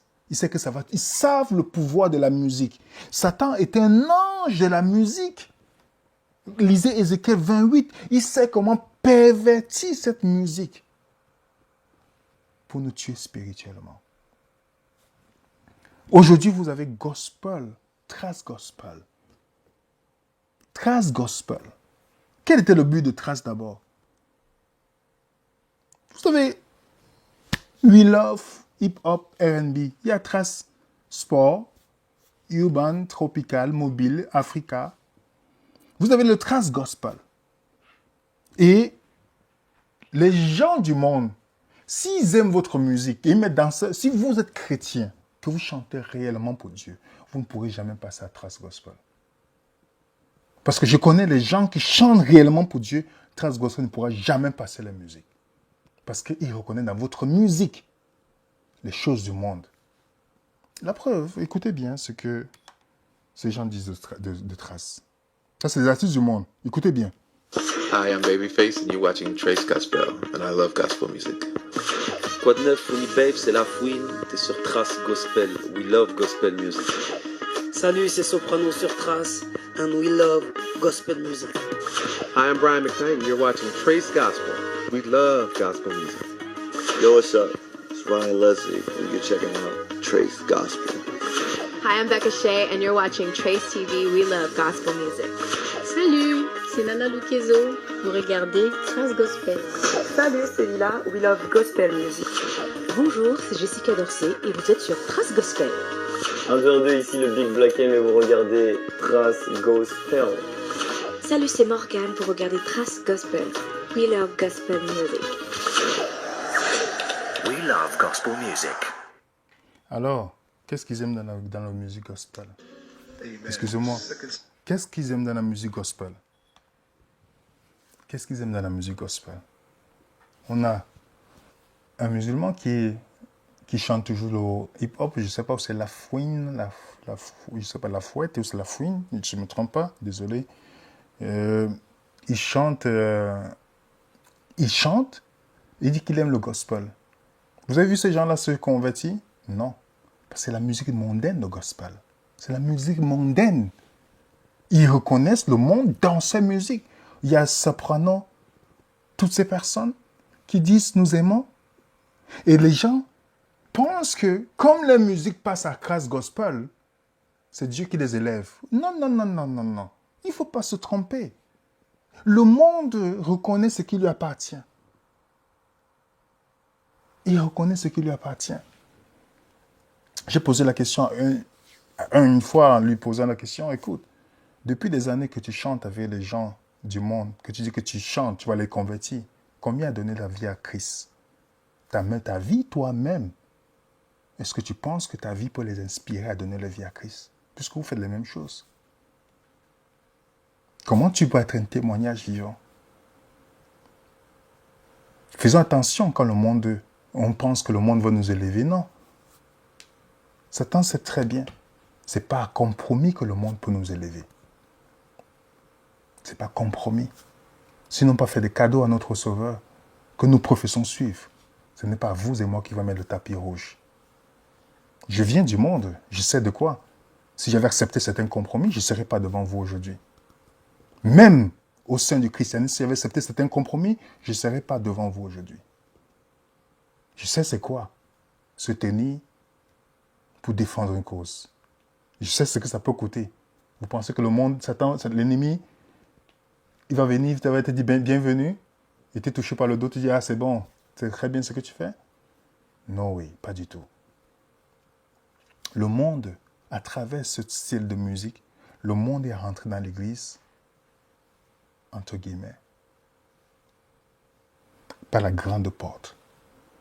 Par la grande porte que beaucoup de responsables de chants de musique dans les églises se comportent comme Aaron.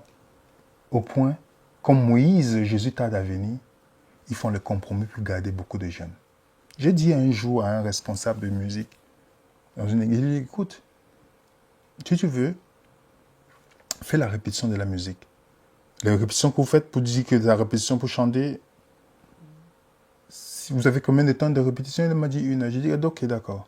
Fais 30 minutes de tube biblique ou 40 minutes. Je dis que celui qui ne vient pas de tube biblique ne viendra pas chanter. Le nombre, c'est que ça commence à baisser. Parce que ce n'est pas ça qui les intéresse. C'est le divertissement qui les intéresse. La musique peut être une idolâtrie. C'est ça que les gens oublient. Et l'ennemi sait. C'est chanter qui les intéresse. C'est jouer les instruments qui les intéressent. Jusqu'à la transition. Comment c'est possible que beaucoup de ces gens chanteurs qu'on voit dans le monde aujourd'hui ont commencé à l'église? Je vais vous donner tout à l'heure. Regardez comment la musique de l'église. Regardez. Amen. 2 Samuel chapter 19. Some people want it all. I don't want nothing at all. It ain't you, Jesus. I ain't got you, Jesus. Some people want it all, but I don't want nothing at all. If it ain't you, baby, if I ain't got you. Jesus, come on. Some people want diamond rings, but everything means nothing. Don't act like you all know it. Come on. Some people want it all. God is love, and I'm a worshiper. I need a good love song to let God know how much I love him. And if all love music is of God, then sometimes I just tell the Lord, always and forever. Each moment with you. Come on, y'all know it's just like a dream that somehow came true. I know tomorrow. Always and forever. La musique du monde. Each moment with you is just like a dream to me. On voit carrément la musique du monde. Et c'est un pasteur qui le fait. Combien des églises aujourd'hui on laisse des compromis parce qu'on veut maintenir les jeunes dans l'église? Combien de jeunes qui chantent qui chantent et le soir, c'est autre chose. Et se retrouvent. Combien de jeunes disent qu'ils chantent aujourd'hui pour cette église, demain peuvent chanter pour une autre église, qui croient différemment que les autres. Vous avez vu ça, dans l'histoire de la Bible, quelqu'un qui était consacré au temple allait chanter pour les bals le lendemain. Avez-vous vu cela? Avez-vous vu quelqu'un qui a dit, je chante aujourd'hui pour le culte de Dieu, demain je m'avais chanté pour un culte différent? Si c'était le même Dieu qui croit, pourquoi ils ne sont pas ensemble dans la vérité? Mais aujourd'hui, ça semble normal pour nous, n'est-ce pas? Dans ce magazine, ils avaient déclaré, est-ce que ton église, le culte de votre église est plutôt païen ou non chrétien? Ils ont expliqué des choses qui sont c'est très intéressant. En expliquant comment l'adoration, comment Satan a perverti l'adoration, que je suis sûr que beaucoup qui vous regardez là, vous allez peut-être être ennemis avec nous. Moi, ce n'est pas un problème. C'est moi, en tout cas, moi, ce n'est pas un problème. Mais je veux seulement qu'on puisse nous questionner. Comment graduellement, les compromis aujourd'hui, c'est difficile de parler à quelqu'un qui est ancré dans sa tête que ce qu'on lui a dit, répété des années que c'est la vérité. Même si tu lui montres dans la Bible, A plus B, j'ai plusieurs sujets que je discute avec des gens, nés, grandis à l'église, je vous montre A plus B, parce qu'on a répété tout le temps, c'est difficile. Difficile, pourquoi? Parce que la tradition, le pouvoir de la tradition, on a toujours fait comme ça. Cette phrase-là, ça me tue quand j'entends ça. Excusez-moi, je ne parle pas tuer littéralement, mais c'est écœurant. On a toujours fait. Alors, qu'est-ce que la parole de Dieu dit? Dans l'article, ils ont numéré quelques points. Il dit la parole de Dieu est marginalisée. Dans beaucoup d'églises, des rassemblements chrétiens, la parole de Dieu n'a plus de sa place. La musique donne aux gens l'insaisissable du foi. Tandis que la Bible est plus terre à terre. Le temps pour la parole a diminué au profit de la musique. Mais la foi ne vient pas de la musique, des expériences dynamiques ou les rencontres supposées avec Dieu. La foi vient de la proclamation de la parole de Dieu. Le deuxième point dit, et l'assurance est menacée. Si nous associons la présence de Dieu avec les expériences ou les émotions particulières, ce qui arrive quand nous ne sentons plus cette émotion, nous recherchons les églises dont les praise bands, orchestres ou orgues produisent en nous les sentiments que nous poursuivons. Mais la réalité de Dieu dans nos vies dépend de la médiation du Christ et non sur les expériences subjectives. Les réveils populaires sont souvent le produit de l'appel à l'imagination. C'est pourquoi vous allez faire études bibliques. Vous n'allez pas voir. Vous allez dire que quand on dit soirée cinéma, beaucoup sont là. Soirée pizza, ils sont là. Concert, ils sont tous là. Études bibliques, peu de personnes. Mais ils vont dire qu'ils aiment Jésus. Et c'est pourquoi il dit souvent à des chrétiens,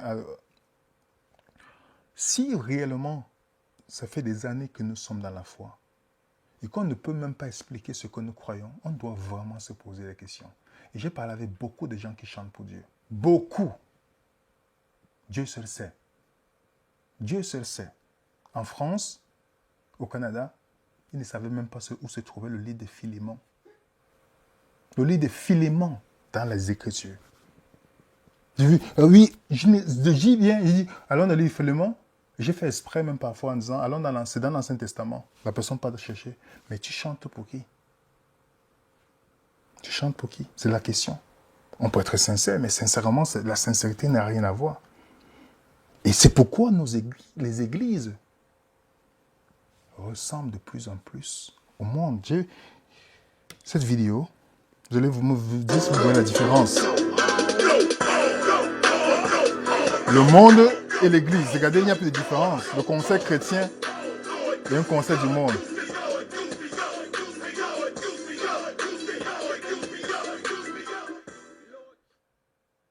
Est-ce qu'on voit une différence? Chrétien et l'église.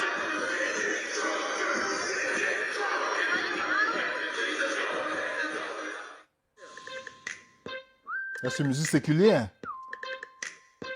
Et dans l'église, regardez comment la musique séculière, on imite.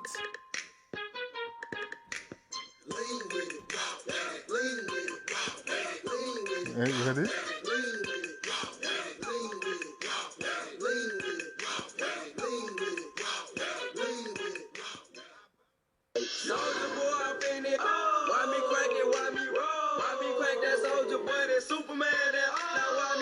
Regardez l'église et regardez le monde.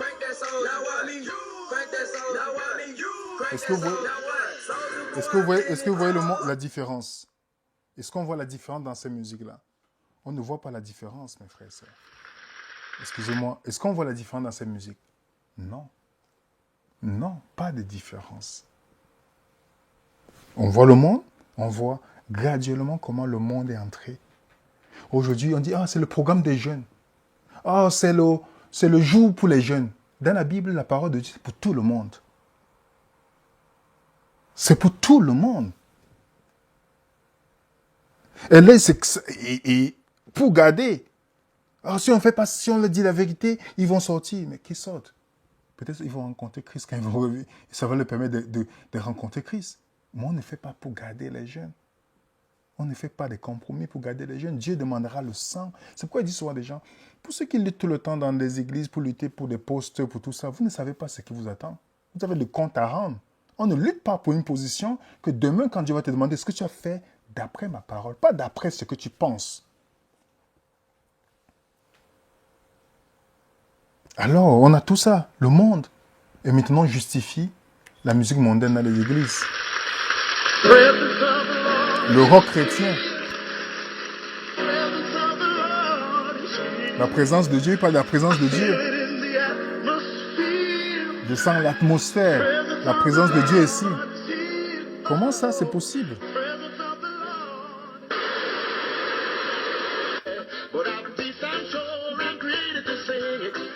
Le reggae.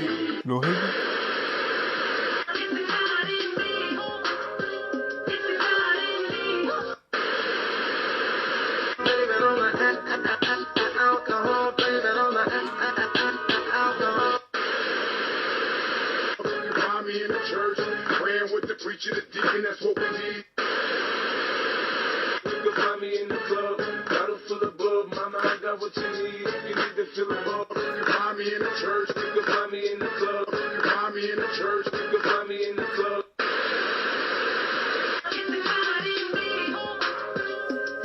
Là, c'est Mary Mary. Vous avez ça, vous avez le zouk gospel, le compas gospel aujourd'hui. On connaît que le zouk, c'est une musique mondaine, sensuelle. Aujourd'hui, on met Jésus, on dit oui, c'est le zouk chrétien. C'est le compas chrétien. Qu'est-ce qu'on va dire bientôt? Le porc chrétien? La pornographie chrétienne? Et tout, on pourra aller plus loin. C'est ça. Aujourd'hui, on va se mettre le label chrétien et ça va justifier ce qu'on fait. N'est-ce pas? C'est ça que l'ennemi attend, n'est-ce pas? C'est ça que l'ennemi attend. Et qu'est-ce qu'on arrive? Graduellement, on arrive à accomplir cette prophétie d'Ésaïe chapitre 5, le verset 20. Qui dit malheur à ceux qui appellent le mal bien et le bien mal, qui changent les ténèbres en lumière et les lumières en ténèbres, qui changent l'amertume en douceur et la douceur en amertume. La musique devient un piège. Et j'ai toujours l'idée, l'histoire avant l'entrée de Canaan. Vous savez que Canaan, aujourd'hui on parle de la Canaan céleste, mais la Canaan terrestre, l'histoire de l'Ancien Testament doit nous enseigner les événements qui viennent. Satan ne pouvait pas vaincre Israël parce que Balaam voyait la protection dans Nombre chapitre 25. Qu'est-ce qui s'est passé? Graduellement, ils ont commencé à vouloir faire comme le monde et c'est comme ça que l'apostasie arrive en Israël. On peut lire dans Nombre 25, verset 1 à 4. Israël demeura à Sittim et le peuple commença à se livrer à la débauche avec les filles de Moab. Elles invitaient le peuple au sacrifice de leur Dieu. Et le peuple mangea et se prosternait devant leur Dieu. Israël s'attachait à Baal-Péor et la colère de l'Éternel s'enflamma contre Israël. Nombre chapitre 25. On voit bien, et voici un homme des enfants d'Israël vint et amena vers ses frères une femme mendianite, sous les yeux de Moïse et sous les yeux de l'assemblée des enfants d'Israël. Tandis qu'il pleurait à l'entrée de la tente d'assignation, l'homme d'Israël qui fut tué avec la mendianite s'appelait Zimri. Fils de Salut, il était le chef de la maison paternelle des Simeonites. Et la femme qui fut tuée, la mendianite, s'appelait Gosbi, fille de Tuz, chef des peuplades issus d'une maison paternelle. Retenez bien ces deux noms. Zimri et Gosbi, c'est les deux personnes. Pourquoi on parle de leur nom dans cette histoire? Pourtant, il y a plusieurs qui sont morts. Et c'est en regardant la signification de leur nom. Ça, c'est l'entrée de Canaan. L'une des grandes séductions que Satan a fait pour le peuple d'Israël, c'était avec l'apostasie. Regardez bien la signification de leur nom. Zimri veut dire ma musique. Gosbi veut dire mensonge. Qu'est-ce que Satan veut faire? Il utilise la musique plus l'erreur pour séduire. Si vous remarquez bien, c'est devenu un grand piège. Un énorme piège pour les chrétiens aujourd'hui. Il sait qu'en mettant ces choses chez nous, en écoutant ces choses mélangées avec l'erreur, il sait qu'il le gardera toujours un pouvoir sur nous. L'ennemi ne cherche que ces choses, que nous sortons de la protection de Dieu en utilisant ces choses-là.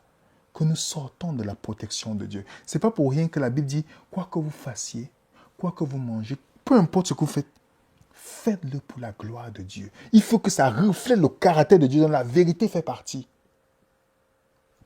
Pourquoi la Bible insiste là-dessus? Parce que la controverse est sur la gloire de Dieu. C'est sur son caractère. C'est sur son caractère. Peut-être on nous dit, mais il n'y a rien de mauvais dedans. Mais est-ce qu'on connaît le Dieu à qui on parle? Satan, justement, aime cela. Si on vous invite à aller voir Macron ou le Premier ministre du Canada, Justin Trudeau, vous n'allez pas vous habiller n'importe comment. Non. Vous n'allez pas venir avec n'importe quoi pour le rencontrer. Ouais, c'est pas vrai. Mais on donne l'honneur même à des gens terrestres, mortels. Mais devant Dieu, on lui apporte des choses. Pour ceux qui croient que la musique est neutre, est-ce que vous pensez que la musique est neutre? Pour ceux qui partent en disant oui, mais il va chanter, ça me fait quoi? Je suis toujours bien. Dans ce livre, Tim Fisher, il dit à la page 50 à 58, j'ai pris cet 56, j'ai pris cet impôt, dit il est presque impossible d'exagérer l'absurdité de l'affirmation que la musique soit neutre, amorale ou vide de communication par elle-même.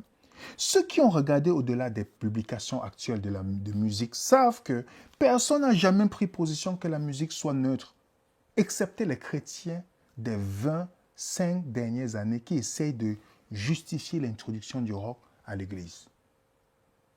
Pour ceux qui veulent savoir si la musique est neutre, est-ce que vous êtes parti au cinéma? Je ne vous conseille pas d'aller parce que je n'y vais pas. Mais quand on était petit, on mettait souvent des films. Parfois, le danger venait, on ne dit même pas que c'est le danger. La musique seulement te disait ce qui se passe, ce qui va venir. Vous voyez que la musique communique sans les paroles, même elle communique. Je me rappelle, c'était en, je sais pas, 2008, ou je sais pas. Il y avait Céline Dion qui faisait souvent les concerts à Las Vegas. Et on regardait sur YouTube.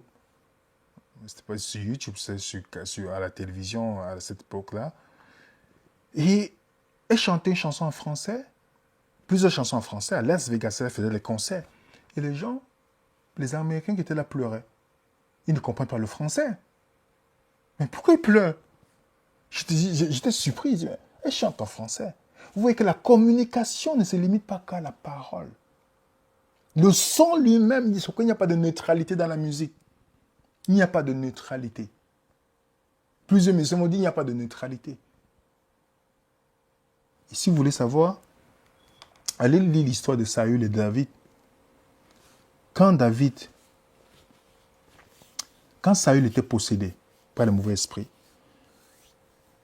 David était loin de Dieu, donc il avait l'esprit de Dieu en lui.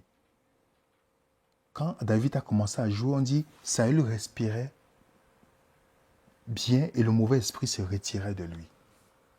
Le mauvais esprit se retirait de lui. On voit encore une histoire dans 2 Rois 3, versets 15 à 16. On dit maintenant amenez-moi un joueur de harpe. C'est Élisée qui demande. La main de l'Éternel fut saisie sur Élisée ainsi. Et dit ainsi par l'Éternel, faites dans cette vallée des fosses et des fosses. Si David, loin de Dieu, chante, le mauvais esprit sort de Saül. Alors imaginez quelqu'un qui n'a pas l'esprit de Dieu en lui. David était consacré à Dieu à ce moment-là. Alors, si quelqu'un qui n'est pas consacré à Dieu, dites-moi, quand il chante, qu'est-ce qui va venir dans notre vie? Posons-nous la question. Qu'est-ce que l'ennemi cherche dans Matthieu chapitre? Vous connaissez la parabole quand Jésus parle de la maison vide, qui cherche que la maison soit balayée. Pour emmener combien? 7 esprits plus forts que lui. Jésus dit bien la condition de cet homme est pire que la première. Pour montrer qu'il n'y a pas de neutralité. C'est soit on est habité par Dieu, soit on est habité par l'ennemi. Le fruit, quand vous voyez le fruit de quelqu'un, vous voyez, vous dites, ah, il chante, d'accord. D'accord. Est-ce que c'est suffisant? Non. Quel est l'esprit qui l'a inspiré? Pour chanter, si c'est l'esprit de Dieu, ça te mène dans la vérité. Jésus a dit l'esprit de vérité qui va vous amener. Qu'est-ce que l'esprit de vérité? Il vous révélera tout ce qui me concerne. Il va vous diriger vers la vérité. Il va vous convaincre du péché. Alors, qu'est-ce que la personne chante alors? Qu'est-ce que la personne chante? Dans Family Weekly Magazine, en 1983, l'article de David Chagali disait « C'est vraiment une drogue puissante. La musique peut vous empoisonner, élever votre esprit ou vous rendre malade sans savoir pourquoi. » Jimi Hendrix disait « Les atmosphères se feront par la musique, car la musique est une chose spirituelle en elle-même. Vous pouvez hypnotiser les gens par la musique.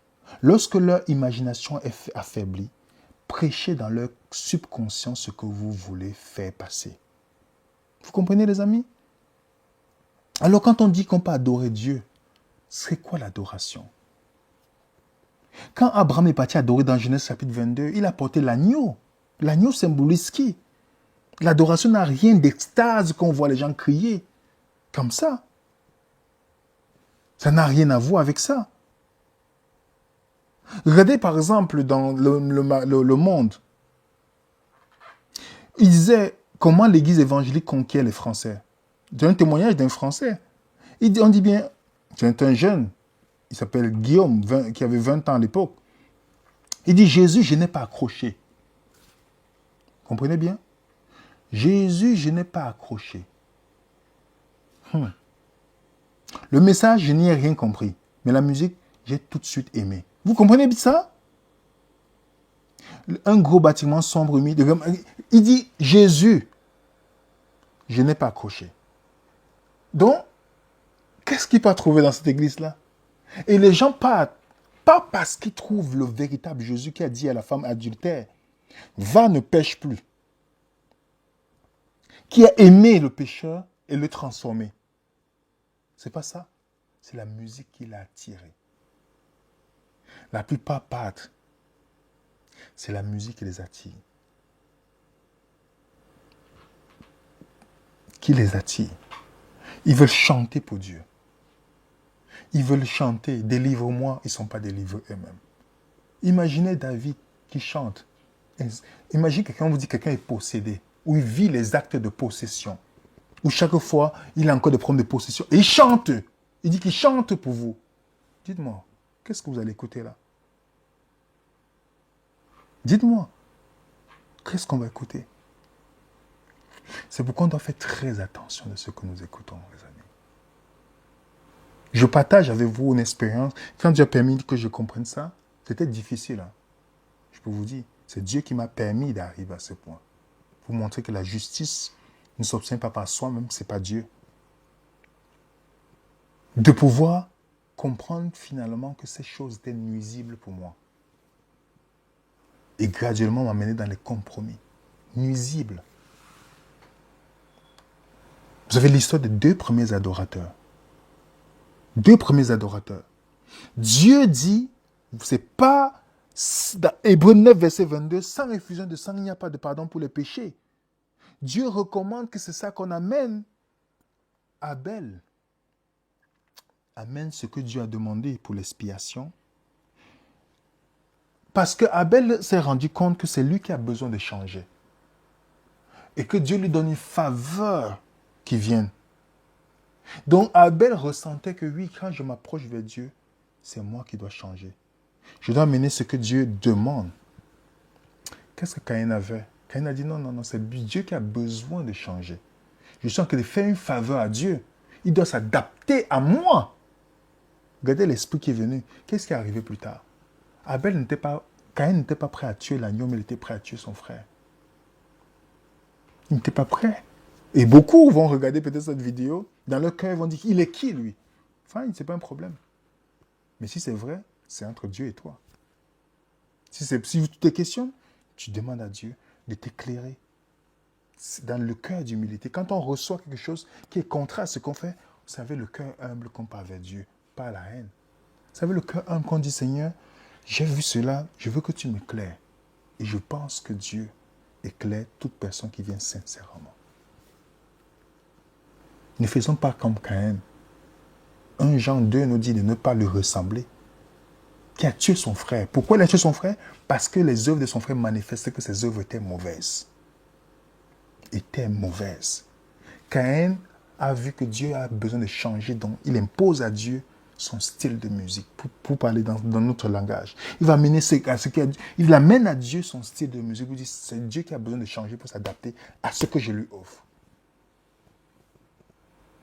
Et ce n'est pas pour rien que beaucoup de ces jeunes, j'ai vu dans un article, on dit plusieurs stars de la musique ont commencé à chanter dans l'église. Ed Sheeran, Usher, Avril Lavigne, Justin Timberlake, R. Kelly, Diana Ross, Katy Price, Snoop Dogg, Britney Spears, Whitney Houston, Rihanna, Aretha Franklin, Faith Evans, John Legend, Laura Vula, Marvin Gaye, toutes ces personnes Et dans Enedi, on dit, le savez-vous, Silliman a commencé dans la chanson avec le gospel. Silliman n'est pas venu par hasard, par hasard, un des chanteurs les plus populaires de sa génération. Avant d'être célèbre, il a fait partie d'une chorale de gospel. Il a appris le chant et la musique dans les écoles. Vous voyez comment graduellement, il s'est retrouvé où? C'est pourquoi quand je vois beaucoup de jeunes talentueux, j'ai vu, quelqu'un m'a montré un groupe chrétien où c'est Eden 7. Ils ont les voix, moi je n'ai pas ces voix-là. Ils ont du talent. Il y a un autre là qu'on m'a montré, Lisa Hippolyte. Vous écoutez ces gens, vous dites, waouh, si ces personnes s'y consacrent leur voix et consacrent leur vie totalement en disant, je vais chanter une chanson qui glorifie Dieu, Satan va trembler. Parce que Satan, justement, il a peur. Quand il sait que Dieu nous a donné un talent, il a peur que nous glorifions Dieu avec. Il va vouloir plutôt faire qu'on pervertisse cela pour chanter la musique du monde, soit chrétienne mélangée. Il y a des gens que Dieu a donné du talent extraordinaire. C'est pourquoi, quand je regarde, je dis, waouh, Seigneur, tu as béni ces personnes avec ces talents. Et ma prière, c'est que Dieu ramène tous ces enfants qui, d'une manière ou d'une autre, se sont retrouvés en train de chanter quelque chose qui ne glorifiait pas Dieu. Parce que Dieu a besoin d'une armée qui va le glorifier. C'est pourquoi il vous a donné ces talents-là, mes frères et sœurs. L'ennemi a peur que vous ayez ces talents. Il a peur. Le fait dès qu'il imagine seulement que vous voulez chanter pour la gloire de Dieu, il tremble. Il tremble. Et je sais que si on cherche Dieu de tout notre cœur, il va nous diriger. C'est pourquoi je termine avec ce point, parce qu'on ne veut pas être long. Pourquoi Dieu a choisi les Lévites? Vous vous rappelez que dans la Bible, Dieu n'a pas choisi n'importe qui pour chanter pour lui. C'est pourquoi quand David a dansé avec Dieu, vous savez qu'il a fait la danse. Il y a quelqu'un qui est mort, Uza est mort. Vous lisez les livres de Chroniques, vous voyez qu'après David a repris, il a dit, nous n'avons pas respecté ce que Dieu avait donné. Là, il a respecté et ça, tout s'est bien passé. Uza a touché l'âge parce qu'il est mort, parce qu'il n'était pas sacrificateur. Vous comprenez? Et c'est très important qu'on puisse se poser la question, que veut dire Lévite? Lévite veut dire celui qui était séparé, qui était mis à part. Ils étaient mis à part pour chanter pour Dieu. Et ce sont eux, dans Exode 28, verset 2, on dit, tu feras à Aaron et ton frère des vêtements sacrés pour marquer sa dignité et pour lui servir de parure. Donc, ils devaient être consacrés. Nombre 16, verset 5 le dit, 17, verset 5 à 10. Ils devaient être consacrés et leurs vêtements devaient être montrés qu'ils ont donné leur vie à Dieu. On parle des Lévites là. Parce que dans les Lévites, il y avait les différents groupes. Il y avait les chanteurs. C'est pourquoi les Lévites, si les gens, certaines églises, respectaient la Bible, si vous leur dites, comme ils parlent souvent de dîmes, ils devaient donner le salaire, le même salaire qu'ils donnent à leur pasteur, ils devaient donner le même salaire à ceux qui chantent pour Dieu. S'ils respectaient la Bible, hein. Maintenant, dans les églises, on fait tout pour donner seulement, on dit au pasteur, mais on oublie que ces gens-là, ils chantent pour Dieu. S'ils étaient consacrés, on devait donner le même salaire. Parce que les Lévites, il y avait les différents. Il y avait ceux qui chantaient, ceux qui portaient, il y avait les différentes. Si on a l'occasion, un jour, vous avez une question, posez-nous la question, ce sera un plaisir qu'on va répondre. Dans Exode 28, verset 30 à 40, on dit, pour les fils d'Aaron, tu feras des tuniques, tu leur feras des ceintures, tu feras des bonnets pour marquer leur dignité, pour leur servir de parure. Tu en revêtiras Aaron, ton frère et ses fils avec lui. Tu les oindras, tu les consacreras, tu les sanctifieras. Ils seront à mon service, le sacerdoce. Fais-leur des caleçons de lin pour couvrir leur nudité. Donc on voit bien que Dieu marque la précision ici de leur sainteté, de leur consécration. La sanctification veut dire, sanctifier veut dire mettre à part. Donc Dieu voulait qu'ils soient à part. Et aujourd'hui, dans 1 Pierre 2, verset 5 à 9, on nous dit, vous êtes saints, car je suis saint. Vous êtes un royaume de sacrificateurs, 1 Pierre 1, verset 15 à 16. Dieu précise cela. l'appel qu'il avait, c'est l'appel qu'il a pour tous les chrétiens aujourd'hui. Il n'y a plus question que telle personne est ou l'autre n'est pas ou. Tout le monde aujourd'hui en Christ est un. Tout le monde. Alors, c'est quelqu'un qui dit qu'il maintenant va chanter, il doit. Même les anges qui étaient à la présence de Dieu, qui chantaient Saint, Saint, Saint, on dit bien dans Isaïe chapitre 6 que leur robe couvrait tout. Donc, ils marquaient. Leur vie était marquée. C'est pourquoi les chrétiens sont aujourd'hui appelés à vivre différemment que les gens du monde. Il y avait aussi une autre caractéristique des Lévites. On disait qu'ils devaient être fidèles à cet ouvrage, ils devaient être intelligents dans les instruments et dans la fidélité. Je passe rapidement pour que je termine vite. Et on sait très bien qu'il y a les Lévites qui ont amené le feu étranger dans la maison de Dieu. Et on a vu ce que ça fait. Le feu étranger. Le feu étranger. Dans la maison de l'Éternel. Et les Lévites devaient apprendre au peuple à discerner ce qui est dans Ézéchiel 22, verset 26 et 42, verset 23. Ils devaient enseigner au peuple à discerner ce qui est pur et impur. Vous lisez ce qui est profane et ce qui est saint. Ils devaient plutôt dire non, le rap, le R&B, le gospel, le zouk, toutes ces choses, jamais, parce que je suis consacré à Dieu. Ils devaient enseigner ça aux gens en disant non, Dieu m'a enseigné à distinguer ce qui est profane et saint. Donc je rejette. Voilà c'est l'un des rôles qu'ils devaient avoir, mes frères et sœurs. Voilà le rôle que les Lévites devaient avoir. Aujourd'hui, c'est devenu difficile. Donc si on veut, les Lévites devaient être consacrés, séparés. Ils devaient être saints, saints dans leur conduite et la vie. Ils devaient avoir des vêtements, ils devaient porter l'âge. L'âge avait les commandements de Dieu, donc ils devaient être aptes à enseigner. On voit dans la Bible comment ce sont eux qui devaient transmettre. Donc, avant de chanter pour lui, ils devaient aussi connaître les choses qui parlent de lui. Ça, c'est très important, les amis. C'est pourquoi quelqu'un qui veut... Je connais des chanteurs, des gens qui chantent pour Dieu. Ils connaissent leurs paroles. Ils ne font pas les albums en disant qu'ils veulent seulement chanter, tout ça pour vendre les CD. Non. Ils connaissent d'abord la parole de Dieu. Et ils chantent ce qu'on appelle les textes bibliques. J'ai quelques exemples. Vous avez Matt Minicus. Matt et Josie Minicus, c'est un couple qui chante magnifiquement. Ils chantent et ils vous permettent de mémoriser les versets bibliques. Il y a Jimmy George, qui lui joue le violon. Il y a Dennis qui est avec nous. Je ne parle pas de lui parce que dans le sens, vous connaissez les musiques qu'il joue à la fin de toutes nos prédications. C'est lui qui chante, c'est lui qui compose les musiques. Il compose.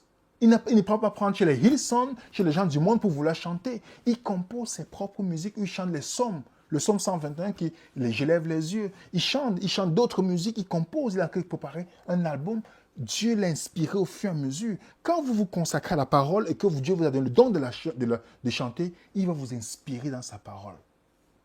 Il va vous inspirer. Ce n'est pas seulement tout de dire, il va aller chanter, faire le cœur, tout ça. Non, ce n'est pas ça. Il faut qu'on puisse aussi dire que Dieu nous a inspiré. L'expérience, ce n'est pas seulement David. L'Esprit de Dieu fonctionne encore aujourd'hui, il est le même aujourd'hui. Il peut vous inspirer. Pas besoin de copier dans le monde. Si le monde devait faire la contrefaçon, nous on est dans l'original.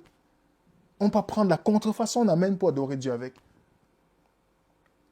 À nous de nous questionner. Est-ce que nous voulons glorifier Dieu? La dernière question qu'on se pose quand on lit la musique, est-ce que cette musique me pousse à apprécier la loi de Dieu? Apprécier le caractère de Dieu? Est-ce que cette musique que j'écoute me permet à mon corps de maintenir en santé? Puisque la musique peut nous nuire. La mauvaise musique peut nous nuire. L'expérience qui a été faite sur les plantes, le rock a tué les plantes. Le hip-hop a tué des plantes. Allez vérifier vous-même. Est-ce que cette musique m'aide à apprécier la parole de Dieu et vivre par elle? Est-ce que cette musique me prépare à être déterminé pour le retour de Christ? Est-ce que cette musique me permet à mon esprit et mes pensées de demeurer sur les choses du ciel et me pousse me pousse à me rappeler de mon ancienne vie? Parce que celui qui est en Christ, il doit s'affectionner aux choses d'en haut. En haut, il n'y aura pas le rap, il n'y aura pas le hip-hop, il n'y aura pas tout ça. Donc, apprenons à voir ce qui glorifie Dieu.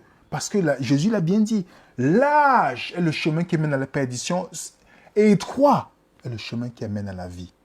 Donc, ceux qui cherchent la vérité ne seront pas toujours aux côtés de la majorité. Mais quand vous voulez glorifier Dieu, le souci de ce que les gens pensent n'a plus de sens. Et je ne pense pas que si quelqu'un a chanté pour Dieu dans le monde ou en disant les choses du monde avant et qu'il s'y demande sincèrement pardon à Dieu, Dieu va pas. Dieu va lui donner l'inspiration pour qu'il devienne un témoignage. Et vous allez voir les gens du monde, ils vont commencer, même les gens mondains avec qui vous marchez, vont commencer à prendre les distances s'ils ne veulent pas changer. Vous comprenez? Il y a encore, en tout cas de mon expérience, pas parce que quelqu'un me dit qu'il est chrétien que j'écoute la musique. Rien que je vois le style de musique, ça ne respecte pas les normes. Je veux pas, parce qu'on est déjà à 1h et quelques là, c'est déjà long. Peut-être, si Dieu permet, on fera une troisième partie, parce qu'il y a des choses que je voulais parler sur les hymnes et tout ça. Il y a des choses intéressantes, il y a des choses qui demandent des questions. Est-ce que cette musique-ci a sa place ici? Ou les cantiques, ou les j'aime l'éternel, tous ces points-là. On n'aura pas le temps de parler de ça, parce qu'on est un peu long. J'avais beaucoup de choses encore à partager, mais on va s'arrêter là aujourd'hui. Et je vous remercie du temps que vous avez donné pour regarder ceci. Si vous avez des questions, vous n'êtes pas d'accord avec nous, entrez en contact avec nous, ça sera un plaisir d'échanger avec vous.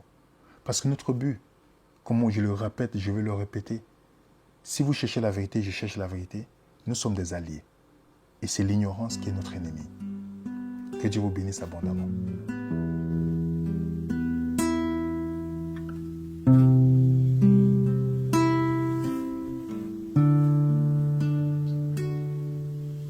Je lève les yeux vers les montagnes,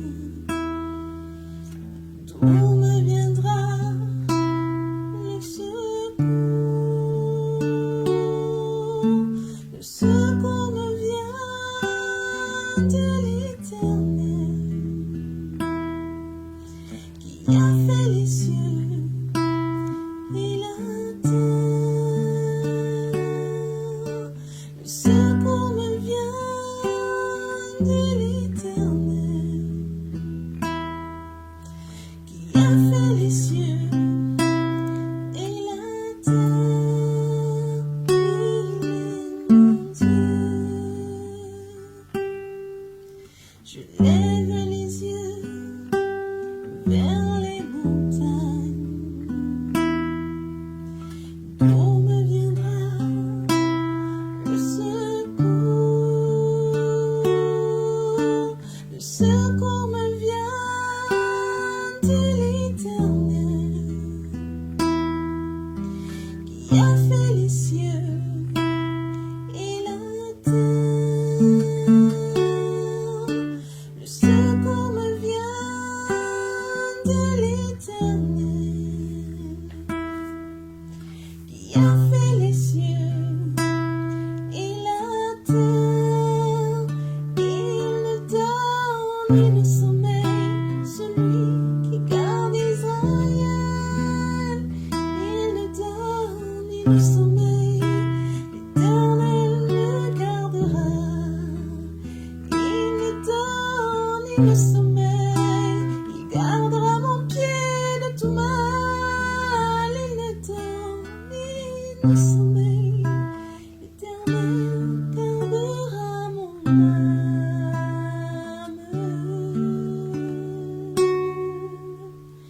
Je lève les yeux vers les montagnes, d'où me viendra le secours. Le secours me vient de l'Éternel, qui a fait les cieux et la terre. Le secours me vient de l'Éternel, qui a fait les cieux et la terre. Le secours me vient de l'Éternel,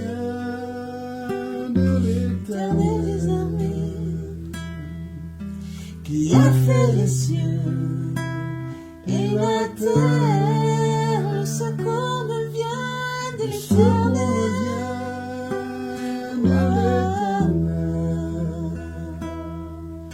Qui a fait les cieux et la terre, il est mon Dieu. Et mon roi